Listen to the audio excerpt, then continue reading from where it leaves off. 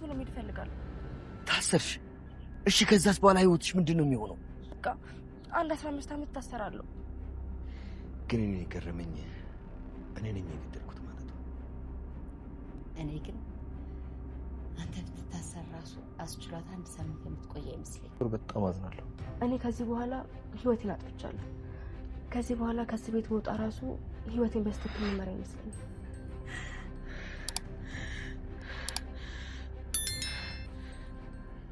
ከዛም በኋላ በቃ ከብዙ ትግልና መከራ በኋላ አሁን ነፃ ወጥቻለሁ። በቃ አሁን ባዬ የለ ሲጋራ የለም። ምን ብለኝ? ሲጀመር ነው ሳይ ለራሱ ተዘገኛል እኮ። ኤቢ ያየችውን ማመን አቃታት። ሙቷል የተባለው ልጅ በአካል ስታገኝ ወደ ኋላ ራሷን ስታወደቀች። በዚህም ቤተሰቡ ተደናገጠ። አቶ ደረጀ ግን ድሮም እንዳልሞተ እኛም ተመልካቾች እንዳየነው ይህ ሰውዬ በኋላ ላይ ይመጣል፣ ልጅቱን ለማስተማር የሄደበት ርቀት ነው እያልን ነበርን ተከታታዮችና ሀሳባችን ትክክል ነው። እንግዲህ ልጁም በህይወት ኑሮ መጥቷል። ኤቢም ተቀይራለች የሚመስል ጸባይ ይታያል። እንግዲህ አባት ለልጁ የሚያደርገው ድርጊት ለማስተማር በዱላም በምክርም አልሄድ ስትል በዚህ ነበር ያደረገው። እናም ምክሩ ይሄ ነገር እየሰራ ይመስላል። የመጨረሻው ፓርት በጣም ደስ ይላል። ኤቢ እንግዲህ ናታንና ዳጣ በአንድ ክላስ እንደነበሩ ሂጂ ተጣሪ ተብላ በሩን ስትቆረቁር ነበረ እዚህ ላይ ተፋጠው የነበረው።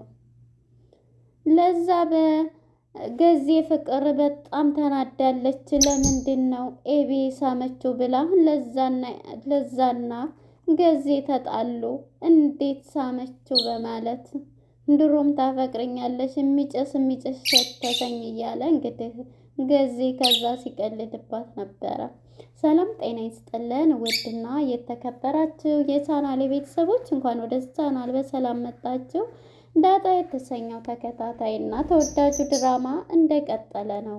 እንግዲህ በባለፈው ፓርት ላይ ኤቢ መታ ነበርና እንግዲህ እኔን አስራችሁ ይዛችሁኝ ሄዱ በማለት ተይዛ ስትሄድ እንግዲህ ውሃም ለህቴን እያለች ፖሊሱ አልቀራትም ዱላ አንስታ ልደበድብ እየታገለኝ በመጨረሻ እንግዲህ ኤቢ ወደ በር ከፖሊሱ ጋር መታ ነበረ። ከበር ላይ አቶ ደረጀ ከውሃ ጋር ባንድ ሄደው በር ሲከፍቱ የነበረው የዚህ ጊዜ እህቴን ያምጣ በማለት ድንጋዋን መጥረጊያዋን ይዛ ነበረ ከበር ወታ የነበረ። የዚህ ጊዜ ኤቢን ስታየት ሳቅ ነበር ያለችው። በመጨረሻ እንግዲህ ኤቢን ፖሊሱ ይዞ መጥቶ ማለት ነው ብዙ ነገር ሲላት ነበረ። የዚህ ጊዜ እንግዲህ በር ላይ ሆኖ ልጁን እስከሚወጣ ነው። ለምን ነው ለዛሬ ዝህደሪ ስትባል ኤቢ ለምንድን ነው እዚህ የማድርበት ምክንያትስ ምንድን ነው? እንግዲህ ህግ ይዞኛል፣ በቅርብ እመጣለሁኝ፣ እናንተን ደግሞ አገኛችኋለሁ ከ15 ዓመት በኋላ ደህና ከሆናችሁ ህግ እኔ ባለ ህግ እንኳን ህግ ዳኛ ብሆን 1 ዓመት ነው፣ ምክንያቱም ራሴን የተከላከልኩት ነበር እያለች እንግዲህ ሀሳቧንም ስትሰጥ ነበር የህግ ተማሪዋ ኤቢ ማለት ነው። እንግዲህ ሁሉም ይሄን እያለ ነይ ግቢ ለጥቂት ጊዜ በቃ የስራ ባልደረቦች መጥተው እስከሚቆፍሩ ነይ ቤት ብለው ነበረ ያስገቧት ማለት ነው።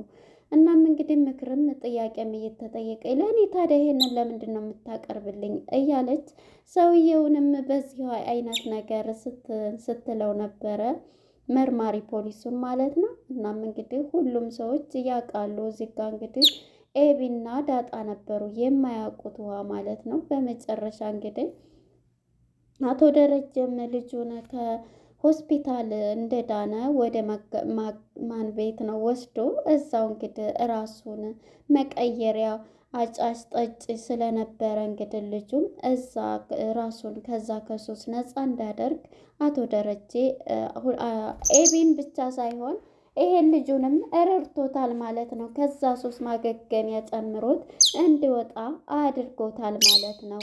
እናም በዚህ የተነሳ እሱም እንግዲህ አሁን ላይ ያለበት ሁኔታ ማለት ነው ይህንን በዚህ ሁኔታ እንግዲህ ገዜ ሲመጣ ስላየው ከበር ሲመጣ ጭንቅላቱን ብሎታል። ሲላወስ አይቼ እንደበደብኩ ብሎ ለለዛ እየነገራት ነበረ። ለዛም እንግዲህ ና እስኪ ያሳየኝ የመታኸውን ሰው እያለችው ነይ ላሳየች ብሎ ዘርሮት ነበርና አቶ ደረጀም ሲሄድ እንግዲህ በጣም ያገኘው ዝርር ብሎ ነው። ምን ሆነህ ነው ሲለው ይሄ ጥበቃ የሚባል ምን ሆነህ ነው ምንድን ነው ሳይል ጭንቅላቴን አልጎዳ ሲለው አልጎዳኝም በማለት እንግዲህ አቶ ደረጀ ቀስቅሶት ይዞት እየሄደ ነው። እንግዲህ ኤቢም ምክር እየተጣለባት ነበርና ለዚህ ነው አባትሽ የሚልሽን ምክር አባትሽ የሚልሽን እያለ አቃቢ ሕጉም ሲነግር የነበረውና ምክር አስቀድሞ አንዳንዴ ትክክል ናቸው የምንላቸው የሚጎዱ ይሆናሉ። ስለዚህ ማሰብና ይሄ ነገር አይሆንም ብሎ ከራስ ጋር እንትን ማለት አለ እያለኝ እንግዲህ ማርቴም ይሄንኑ እያለቻት ነበር እና በመጨረሻ እንግዲህ ና ብሎ ልጁን ይዞ ሲመጣ እንግዲህ ኤቢ ላይ የሚታየው እይታ ምን ይመስላል በማለት እንግዲህ ይዞት ሲመጣ ኤቢ ገና ስታየው እራሷን ስታ ወደ ኋላ ነበረ የወደቀችው። በዚህም ቤተሰቡ በሙሉ ተደናግጦ ኤቢን ውሃ በመርጨት ወደ ራሷ እንድትመለስ ሆናለች። በዚህ ጊዜ እንግዲህ ልጁንም ህልም ላይ ነኝ ወይስ በህይወት ሁሉም አለ በህይወት ነው የዛኔ ሆስፒታል እንደሄደ ነው የነቃው። ስለዚህ ሁላችንም እናውቃለን የማታውቂው ዳጣና አንቺ ነበራችሁ። ስለዚህ ልጁን ያደረኩት እኔ ነኝ በማለት አቶ ደረጀ ይሄን ሲል እሷም ማመን አቅቷታልና ሞተ የተባለውን ልጅ መታ አንገቱን እቅፍ ጥምጥም በህልሜ ነው ወይስ በእውነቴ ነው እያለች ስደባብሰው ነበረ። በመጨረሻም እንግዲህ ይሄንን እያለች በመጨረሻ ልጁም አይ በእውነትሽ ነው አባትሽ በጣም ጥሩ አባትና ጥሩ አባት ስላለች በጣም ደስ ሊልሽ ልትኮሪ ይገባሻል በእውነት እያለ እንግዲህ ኤቢን የተሄደበት ድርጊት በመጨረሻ ይህን ተብላለች እና እሷም እንግዲህ እየዞረች እየሳመች ሁሉንም በቃ ላደረጋችሁ ነገር እያለች ሁላቸውንም በመሄድ እንግዲህ ገዜን ሳይቀር ሂዳ ስስመው ነበረ። ገዜን እንግዲህ ስስመው ከኋላ ሁና ለዛ ከበር ሁና እያየች ነበርና ከግርግዳው ጋር ከለጥፋ ማለት ነው። የዚህ ጊዜ እየተናደደኝ ነው ስስመው እንዲያውም ዞር በይኔ ወንድ ልጅ እንዴት ደግሞ ለሰማይ ቤት አልታሰርምን ሰውም አልገደልኩኝ እያለች ነበረ። በመጨረሻም እንግዲህ ለዛ ደግሞ ለምድራዊ ብትታሰሪስ የሚያሳዝነው የሰማይ ቤቱ እንጂ ምናምን እያለ እንግዲህ ገዜ እንትን ሲላት ደስ ብሎኛል ስትል የኔ እናት እንኳን ደስ ያለሽ ብሎ እንግዲህ ለደስታዬ ብላ እንዴት ልታቅፈው ውስጥ አረኒ ሴት ታቆኝም አያውቅም እባክሽ እያላት ነበረ።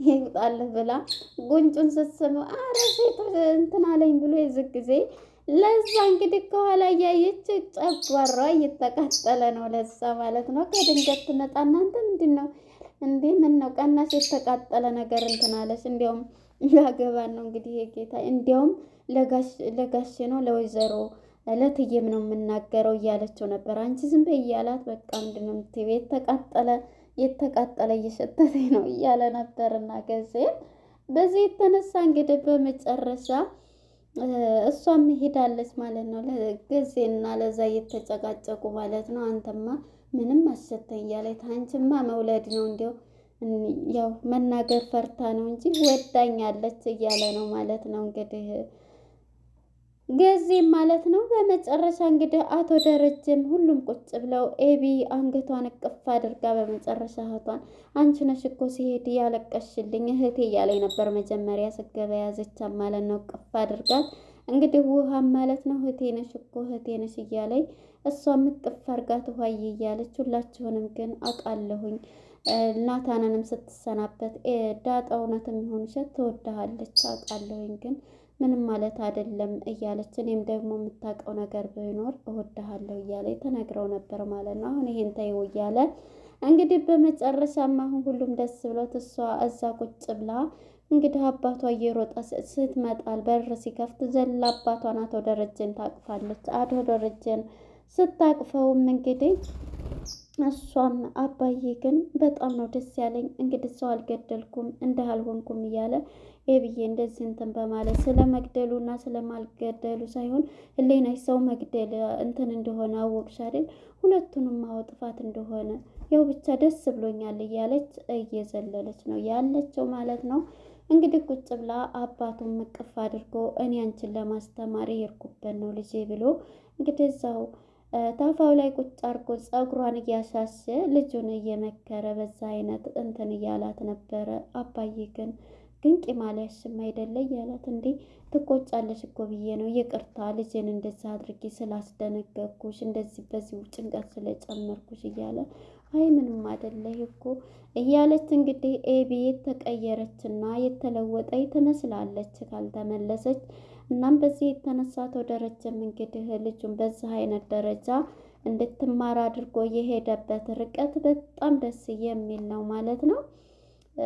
አቶ ደረጀ ለልጆች እውነት አንዳንድ ቤተሰብም እንግዲህ ከዚህ ከሚያዩ አንዳንድ ነገሮች አስተማሪ ቤተሰብ ለልጃቸው የሚከፍሉት መስዋዕትነት በጣም የሚገርም ነው። ልጆቻቸውን ለመመለስ እንግዲህ ኤቢን ደበደባት፣ ብዙ ነገር አደረጋት፣ ዘጋባት በር ጭራሽ ልትማርና ልታስብ አልሆነም እና በመጨረሻ ግን የሶስተኛው ይሄ ፓርት የገዛትና ያስተካከላት ይመስላል። እንግዲህ ወደ ዳጣና ናታን ስንሄድ ዳጣና ናታን ስለሷ ግን ኤቢ ያሳዘኝ፣ አንተ ግን ለምን አልነገርከኝም እያለ ስትለው ነበር። ይሄማ ብነግርሽ አንቺን ማደንግጪ፣ ስለዚህ ይሄንን ነገር አቶ ደረጀ እንዳትናገር ስላለኝ ለዛ ነው ብሎ ለእሷም ይነግራታል። ዳጣ እያወሩ ግን የተቀየረች ትመስላለች፣ ግን ታሳዝናለች። ግን እኔ እሷ የተቀየረች የምትቀየር አይመስለኝም እያለች ነው። እና ዳጣ እንግዲህ ፈጣሪ ያውቃል ብሎ እንተኛ ብሎ እንግዲህ ከአልጋው ላይ አብረን እንተኛ በምትለው ጊዜ አው ብሎ በአንድ አልጋው ላይ እንግዲህ የናታን ክላስ ሲሆን የናታን ክላስ ነው። እዛ ሄዶ እንግዲህ እሷም ከእሱ አልጋ ላይ እንደተኛች ኤቢም እንግዲህ ከአባቷ ጋር ነበረች እና ሁሉንም ነገር እያወራች ማለት ነው።